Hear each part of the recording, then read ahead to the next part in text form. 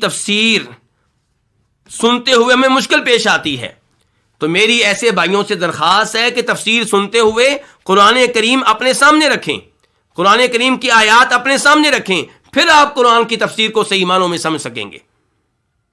اور کوشش کریں کہ آپ ایک درس کو 2 بار 3 بار 4 بار سنیں، کیونکہ آپ باقاعدہ طور پہ عربی کے عالم نہیں ہیں اور آپ اللہ کا کلام سمجھنا چاہتے ہیں۔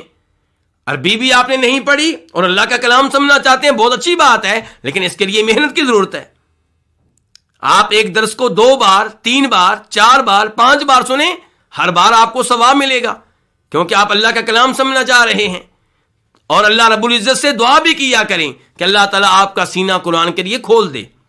اور یہ جو میں مختلف الفاظ کے بارے میں وضاحت کرتا ہوں، اس میں دلچسپی لیں، کیونکہ آپ نے 30 پارے پڑھنے ہیں، 114 صورتیں پڑھنی ہیں۔